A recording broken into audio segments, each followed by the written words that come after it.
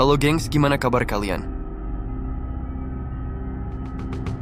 Selat Muria adalah wilayah perairan yang dulunya memisahkan Jawa Tengah dengan Gunung Muria.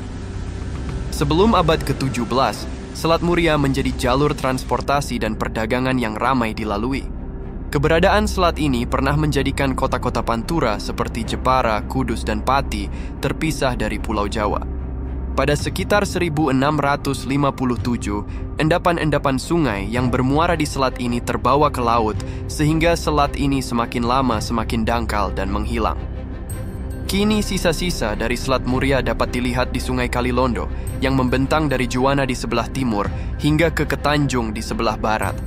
Selain itu, hilangnya Selat Muria juga menyebabkan terbentuknya sungai-sungai seperti Sungai Silugunggo yang melintasi Kabupaten Pati, Jawa Tengah. Berdasarkan catatan sejarah, sedimentasi Selat Muria terjadi sejak abad ke-13 yang ditandai dengan penyusutan aliran air. Material sedimentasi itu diperkirakan berasal dari Kali Jeragung, Tuntang, Serang, Lusi, dan Juwana yang membawa material tanah dan bebatuan, sehingga perairan selat berubah menjadi daratan. Kecepatan sedimentasi mencapai 30 meter per tahun, dan lama-kelamaan selat tertutup dan kemudian menjadi daratan sebagai hasil proses sedimentasi. Perubahan kondisi alam ini terjadi karena daerah pesisir di sekeliling Gunung Api Muria mengalami perubahan fenomena geomorfik akibat dinamika iklim dan dinamika laut. Kini, sisa-sisa dari Selat Muria dapat dilihat di Sungai Kalilondo yang membentang dari Juwana di sebelah timur hingga ke Ketanjung di sebelah barat. Jejak peradaban Hindu-Buddha di Selat Muria yang memisahkan Pulau Jawa dan Pulau Muria menyimpan jejak peradaban Hindu-Buddha yang kaya dan beragam. Bukti-bukti arkeologis menunjukkan bahwa wilayah ini telah menjadi pusat peradaban maritim yang penting sejak abad ke-4 Masehi. Ada beberapa contoh peradaban Hindu-Buddha di Selat Muria. Candi, Candi Angin, Candi Hindu yang terletak di Desa Karangwulan, Kecamatan Muria, Kabupaten Kudus. Candi ini terbuat dari batu bata merah dan memiliki arsitektur khas Jawa Tengah. Candi Lor, Candi Hindu yang terletak di Desa Loram Kulon, Kecamatan Jekulo, Kabupaten Kudus. Candi ini terbuat dari batu andesit dan memiliki relief yang menceritakan kisah Ramayana. Candi Ngemplak, Candi Buddha yang terletak di Desa Ngemplak, Kecamatan Geneng, Kabupaten Kudus. Candi ini terbuat dari batu andesit dan memiliki stupa di puncaknya. Arca, Arca Dwarapala, arca penjaga pintu candi yang ditemukan di berbagai situs di Selat Muria. Arca ini biasanya terbuat dari batu andesit dan memiliki bentuk yang gagah dan menakutkan. Arca Buddha, arca Buddha yang ditemukan di berbagai situs di Selat Muria. Arca ini biasanya terbuat dari batu andesit dan menunjukkan berbagai mudra, sikap tangan Buddha.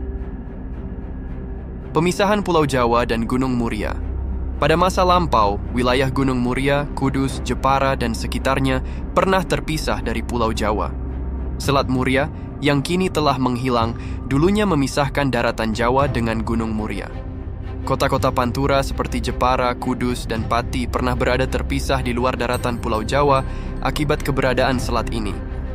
Bukti geologi menunjukkan bahwa perairan Selat Muria mengalami sedimentasi dan kemudian berubah menjadi daratan. Endapan sungai yang bermuara di selat ini membentuk wilayah yang kini kita kenal sebagai Sungai Kalilondo, pengangkatan pegunungan Kendeng dan perubahan aliran. Sungai, pengangkatan pegunungan Kendeng pada masa Pliosen, sekitar 5 juta tahun yang lalu, menyebabkan suplai sedimen yang melimpah.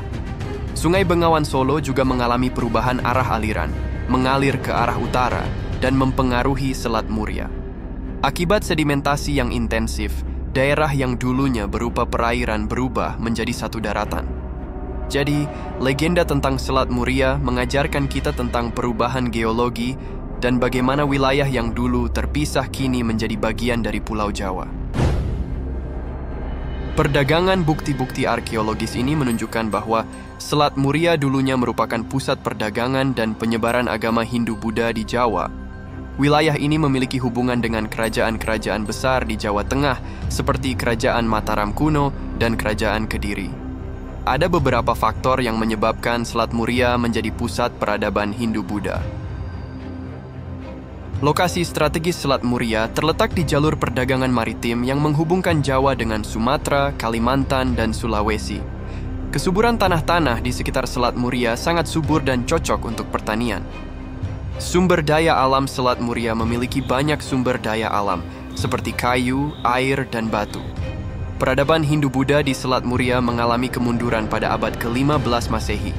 Hal ini disebabkan oleh beberapa faktor seperti munculnya kerajaan Islam di Jawa. Kerajaan Islam seperti Demak dan Pajang mulai menguasai Jawa dan menyebarkan agama Islam.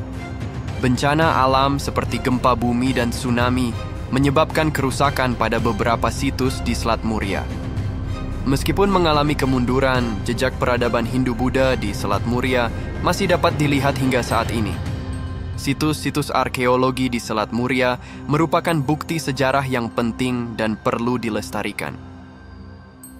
Setelah hilangnya Selat Muria, terjadi beberapa perubahan yang memengaruhi wilayah sekitarnya dan ada beberapa dampak setelah selat ini menghilang. Pulau Muria bergabung dengan Pulau Jawa.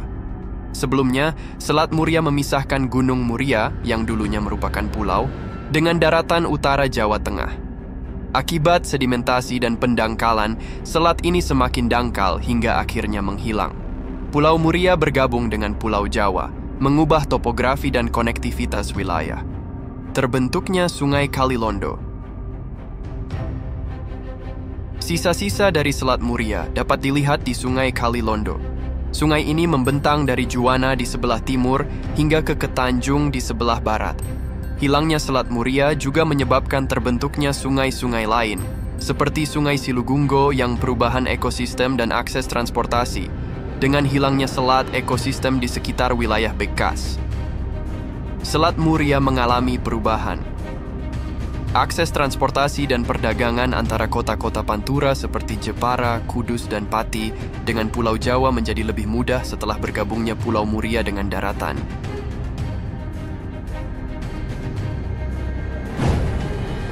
Banjir parah melanda Kabupaten Demak dan Kudus pada awal Februari 2024.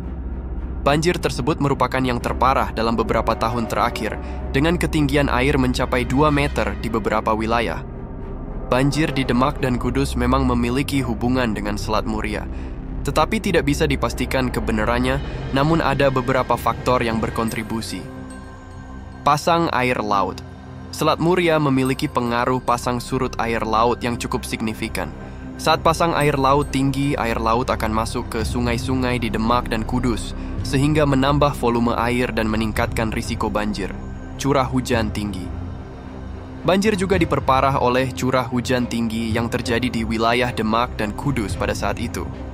Hujan deras menyebabkan debit air sungai meningkat dengan cepat dan tanggul-tanggul sungai tidak mampu menahannya. Pendangkalan sungai. Pendangkalan sungai di Demak dan Kudus juga menjadi salah satu faktor penyebab banjir. Sedimentasi yang menumpuk di dasar sungai menyebabkan aliran air terhambat, sehingga air meluap ke area pemukiman. Alih fungsi lahan. Alih fungsi lahan di wilayah Demak dan Kudus dari area resapan air menjadi area pemukiman, dan industri juga memperparah banjir. Hal ini menyebabkan berkurangnya area yang mampu menyerap air hujan, sehingga air lebih mudah mengalir ke sungai dan menyebabkan banjir. Banjir di Demak dan Kudus merupakan masalah kompleks yang membutuhkan solusi yang komprehensif. Diperlukan kerjasama dari semua pihak, mulai dari pemerintah, masyarakat, dan dunia usaha untuk mengatasi masalah ini.